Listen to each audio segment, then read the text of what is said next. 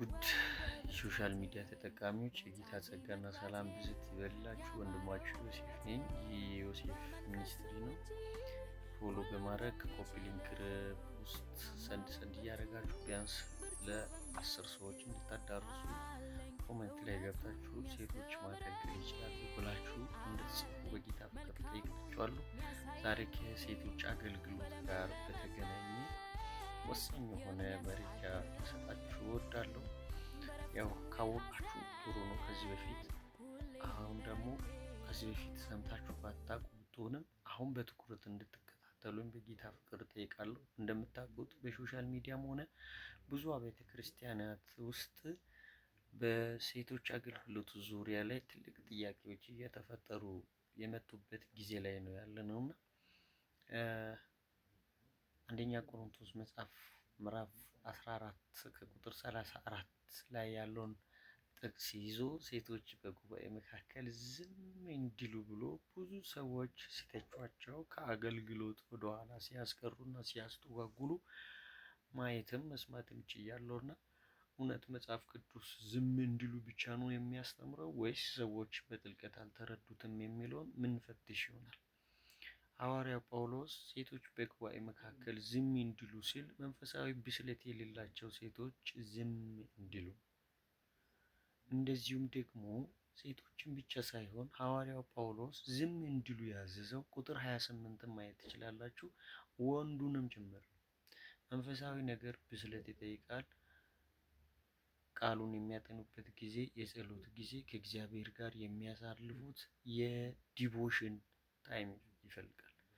የጸሎት ጊዜ ሳይኖር እንደዚሁም የእግዚአብሔርን ቃል የሚያነብበት ጊዜ ሳይወስድበት ዓመታትን ሳያስቆጥር ዝም ብሎ በጉባኤው ፊት ተነስቶ እንዲያገለግሉ ሴቶችንም ሆነ ወንዶችንም መጽሐፍ ቅዱስ አያስተምርም። ስለዚህ አንደኛ ቆሮንቶስ 14 ቁጥር 34 ላይ ያለው ዝም እንዲሉ የተባለው መንፈሳዊ ብስለት የሌለው ሴትም ሆነ ወንድም ዝም እንዲሉ ነው እንጂ በልዩነት ሴቶች በፍጹም አገልግሎት ላይ እንዳይሳተፉ ለማድረግ ብሎ አይደለም ጳውሎስ እንደዚህ ያለው። ጳውሎስ የብሉይ ኪዳን መጽሐፍታትን በደንብ የሚያውቅ ቅዱስ የእግዚአብሔር ሐዋርያ ነው። ስለዚህ አንድ ቦታ ላይ ትክክል ሆኖ ሌላ ቦታ ላይ የሚቃረን ሐሳብ በፍጹም ጳውሎስ አያቀርብም። ለምሳሌ ያህል ጳውሎስ መሳፍንት መጽሐፍ ምዕራፍ 4 እና 5 በደንብ ያውቃል። ዲቦራ በእስራኤል ሕዝብ ላይ መሪ የነበረች ሴት ናት። በመንፈስ ቅዱስ መሪነት ሕዝቡን የምትመራ፣ መንፈስ ቅዱስ በሷ ላይ አልፎ ሕዝቡን የምትመራ፣ በሕዝቡ የምትፈርድ ሴት ነበረች። ደግሞ ሕዝቡ ከተያዘበት ከባርነት ነፃ እንዲሆን ወጣ የወታደሮች መሪ የሆኑ የሚሊቴሪ ሰው የሆኑ ባሪቅን ተጠቅማ ህዝቡን ከባርነት ነፃ ያወጣች የምትገርም ሴት ናት። ይሄ ብቻ አይደለም።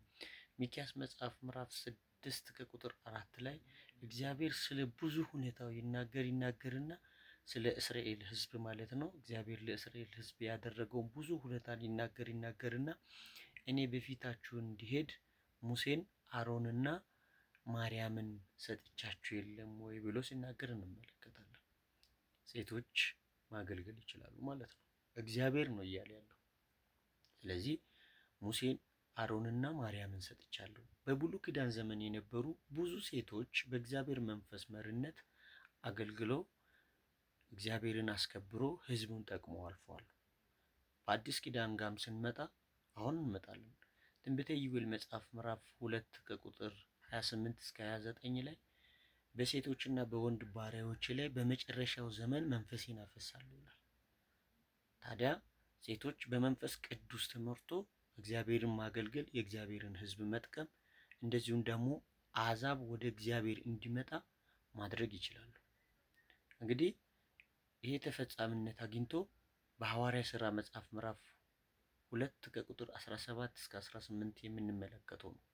መንፈስ ቅዱስ ሲመጣ አላዳላም፣ በወንዶችም ላይ በሴቶችም ላይ ነው የመጣው። ስለዚህ አገልግሎት በመንፈስ ቅዱስ መሪነት የሚሆን ነው እንጂ በጾታ ልዩነት ላይ የተመሰረተ አይደለም። አገልግሎት በመንፈስ ቅዱስ መሪነት ነው የሚፈጸመው። ስለዚህ እግዚአብሔር መንፈሱን በእነሱ ላይ እስካወረደ ድረስ እግዚአብሔር በሚፈልገው መልኩ ማገልገል፣ እግዚአብሔርን ማስደሰት፣ የእግዚአብሔርን ሕዝብ መጥቀም፣ ምድርን በወንጌል መድረስ ሴቶች በሚገባ ይችላሉ። ይህ ብቻ አይደለም። ሐዋርያ ሥራ መጽሐፍ ምዕራፍ 1 ላይ ከሐዋርያቶች ጋር በመጸለይ በመትጋት ያላቸውን ሁሉ በማካፈል ሴቶች አብሮ ነበሩ። መንፈስ ቅዱስን እነሱ ላይ ከወረደ በኋላ እንቅስቃሴ ሁሉ ላይ መጽሐፍ ቅዱስ ሐዋርያ ሥራን በደንብ ማጥናት ትችላላችሁ። ልክ እንደ ወንዶች ያገለግሉ ነበር። በጣም የሚገርማችሁ ነገር ደግሞ ገላትያ መጽሐፍ ምዕራፍ 3 ከቁጥር 28 ላይ አይሁዳዊ፣ ግሪክ፣ ባሪያ፣ ጨዋ፣ ወንድ፣ ሴት የለም ልዩነት፣ ሁሉ በክርስቶስ አንድ ሆኗል ብሎ ሐዋርያው ጳውሎስ በገላትያ ለነበሩ አማኞች ሲናገር እንመለከታለን። ይህ ብቻ አይደለም። በጣም የሚገርማችሁ ነገር ሴቶች በፍጥረት ከወንዶች ጋር እኩል ናቸው። እግዚአብሔር ሲፈጥራቸው በፍጥረታቸው ከወንዶች ጋር እኩል ናቸው። አንደኛ።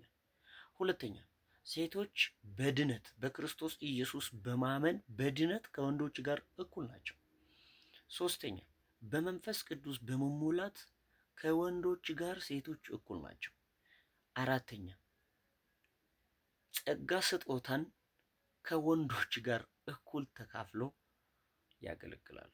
አገልግሎት በመንፈስ ቅዱስ መሪነት የሚሆን ነገር ነው እንጂ በጾታ የሚሆን ነገር አይደለም። እኛ እግዚአብሔር እንደፈቀደው ነው፣ መንፈስ ቅዱስ እንደመራን ነው የምናገለግለው እንጂ ወንድ ስለሆነን አይደለም የምናገለግለው፣ ወይ ደግሞ የተለየ ስለሆነን አይደለም የምናገለግለው። ስለዚህ መጽሐፍ ቅዱስ በብሉይ ኪዳን ብዙ ሴቶችን መጥቀስ ይቻላል። በአዲስ ኪዳንም ብዙ ሴቶችን መጥቀስ ይቻላል። እግዚአብሔርን አክብሮ እግዚአብሔርን አስከብሮ ለእግዚአብሔር ዋጋ ከፍሎ የእግዚአብሔርን ሕዝብ በብዙ መልኩ የጠቀሙ ቅዱሳን ሴቶችን ማንሳት ይቻላል ከሳራ ጀምሮ። ስለዚህ ሴቶች አያገለግሉም የሚል ነገር አይሰራም። የተወደዳችሁ እህቶች ከየትኛውም ጊዜ ጨክናችሁ ለወንጌል ስራ እንድትነሱ በየአብያተ ክርስቲያናት ሚደንቅ በጣም የምትገርሙ እህቶች እንዳለ እናውቃለን። አባት እናቶች እንዳላችሁ እናውቃለን። ብዙ አባቶችም እንደሚደግፏችሁ፣ ወንድሞችም እንደሚደግፏችሁ አምናለሁ። ኮሜንት ላይ ገብታችሁ ሴቶች ያገለግላሉ፣ የእግዚአብሔር ሰራዊት ናቸው፣ የእግዚአብሔር አገልጋይ ናቸው እያላችሁ እንድትጽፉ ፈልጋለሁ። የጌታ ጸጋ ይብዛላችሁ። በሌላ ቪዲዮ እስክንገናኝ ድረስ ሰላም ሁኑልኝ።